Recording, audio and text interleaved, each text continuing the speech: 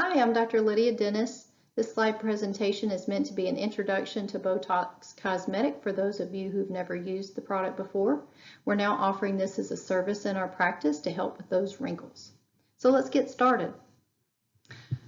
Botox Cosmetic has been around for quite a while, and it's meant for the treatment of mild to moderate wrinkles.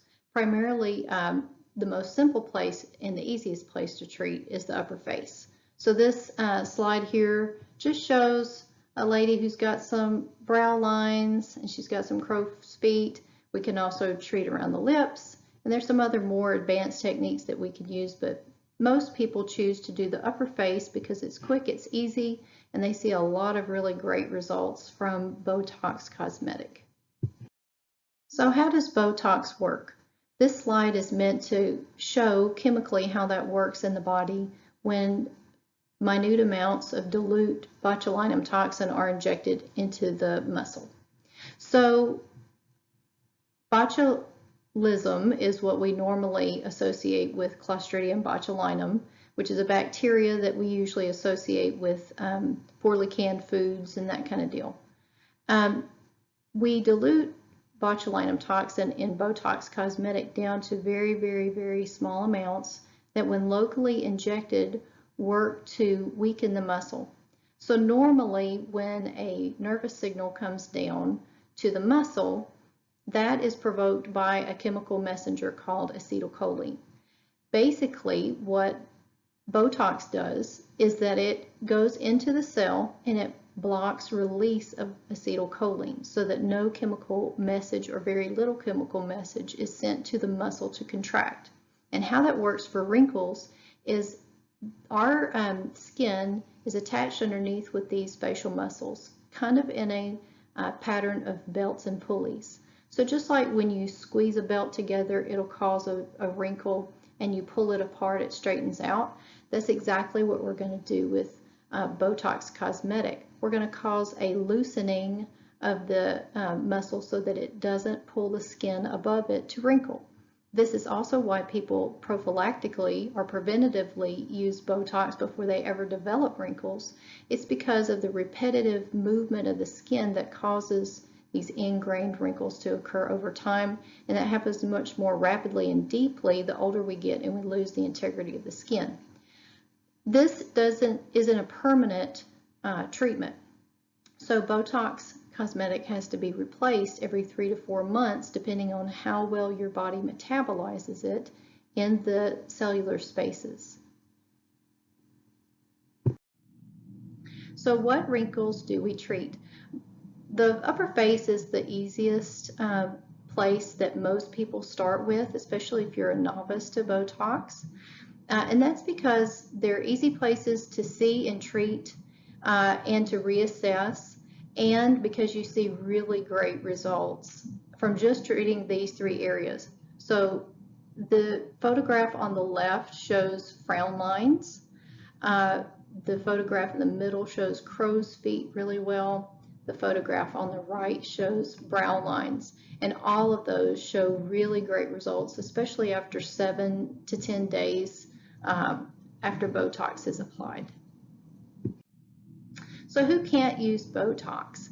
There's a list of people here who should not. Obviously, if you've had a prior stroke or Bell's palsy, there's places on your face that are already paralyzed, and adding anything that can further weaken those muscles is going to make that worse. So we don't want to do that. Also, there's a short list here of 3 neuromuscular conditions or neuromuscular diseases: myasthenia gravis, ALS, and Lambert-Eaton syndrome. Those people are very sensitive to botulinum toxin and cannot use it. If you've had a prior injection with Dysport or Botox Cosmetic and you've had an allergic reaction, you don't need to use Botox Cosmetic. If you've got an active skin infection, we're not going to inject around that. And we need to know if you have any plans for upcoming facial surgery, because again, that may change the anatomy. So what to expect? I've had Botox done And most people will describe the pain of the injection as a bee sting. I'll say it's about half or a quarter of the intensity of that. There is mild pain, but we use a very tiny needle, the smallest needle available, which is an insulin needle. There is a little bit of redness and can be bruising at the site of the injection, but if you followed my advice on the next slide, we can minimize that. And then I've had my brows done, and there's a mild headache that you can have for about 7 days afterwards. It's not a migrainous type headache, it's just kind of a soreness. So just be aware of that if you're prone to headaches. So prior to your appointment, there's a few things I'd like for you to do. If you can, the week of, try to stop taking anti-inflammatories, aspirin, Aleve, ibuprofen, Celebrex, meloxicam. These are the most common ones. That's to prevent bruising or bleeding at the site. Please notify us of any previous eye surgeries like blepharoplasty or any other prior cosmetic procedures that could have altered the anatomy of your face. Also notify us of any upcoming cosmetic treatments because you may want to put those off, particularly microneedling, microdermabrasion, anything that can move botulinum toxin from the place that I immediately inject it, we don't want to do. And please let me know if you've had any recent infections that required an antibiotic to treat, because we don't want to introduce or spread bacteria around. So that's really it. Botox is a pretty neat procedure. It's quick with really reproducible results that are effective at the treatment of mild to moderate wrinkling. Please call us if you are interested in receiving Botox in the office, or if you're interested in our Botox hostessing for parties. We just ask that you have 4 or more ladies sign up, and we can book that for you. Thank you for your attention.